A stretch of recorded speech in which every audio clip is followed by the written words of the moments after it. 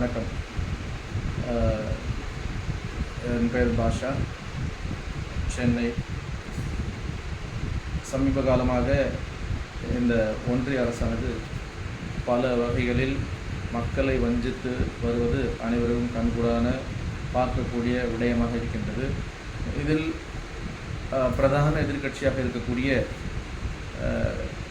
அனைத்து இந்திய காங்கிரஸ் கட்சியானது தங்களுடைய எதிர்ப்பை வெளிப்படுத்தி வருவது என்பது மிகவும் வரவேற்கத்தக்க, மக்களிடத்தில் நல்ல ஒரு நம்பிக்கையை, முற்போக்கான நம்பிக்கையை வழங்கக்கூடிய ஒரு விடயமாக அனைத்து இந்திய காங்கிரஸ் கட்சியானது செய்து வருவது மகிழ்ச்சிகரமான விஷயம். இதில் ஒரு சில விஷயங்கள் எங்களுடைய மனதை வருடக்கூடிய விடயமாக உள்ளது. அதில் ஒன்றாக இந்த சாதிவாரி கணக்கெடுப்பு.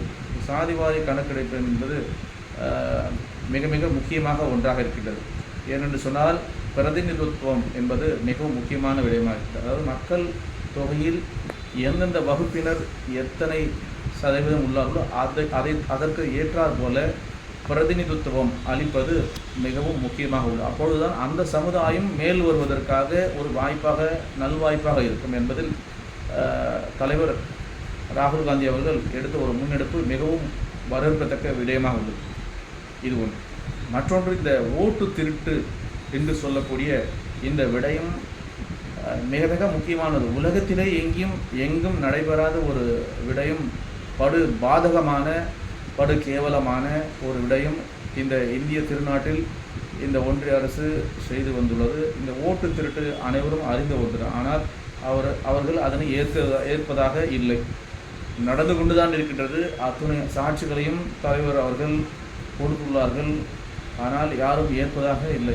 இது மக்களிடத்தில் மிகவும் கொந்தளிப்பாக உள்ளது. வருங்காலத்தில் நிச்சயமாக மக்கள் நல்ல ஒரு பதிலடி நிச்சயமாக கொடுப்பார்கள் என்பதில் எல்லளவும் இதில் சந்தேகமில்லை. அடுத்ததாக, பெண்களுடைய பாதுகாப்பு இந்தியாவில் இருக்குமா என்று சொன்னால் மிகப்பெரிய ஒரு கேள்விக்குறிதான் உள்ளது. பெண்களுக்கு எந்த விதத்திலும் பாதுகாப்பு இல்லை. பெண்கள் ஒரு சில இடங்களில் பேசுகின்றார்கள், எங்களுக்கு பாதுகாப்பு உள்ளது, பாதுகாப்பாக இருக்கிறோம். யார் என்று அவர்களை பார்த்தால் ஆளும் ஒன்றிய அரசுடைய கைகூலிகள் தான் அவர்கள் பேசுவதாக இருக்கின்றார். இது ஒரு புறம்.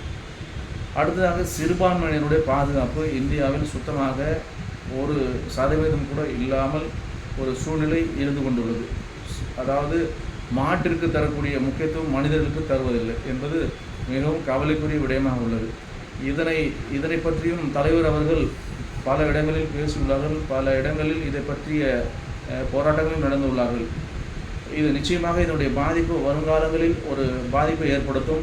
மக்களிடத்தில் ஒரு நல்ல எண்ணத்தை கொண்டு தலைவர்களுக்கு ஒரு வெற்றி வாய்ப்பை தரக்கூடிய ஒரு விடயமாக அமையும் என்பது எல்லோரும் சந்தேகமில்லை.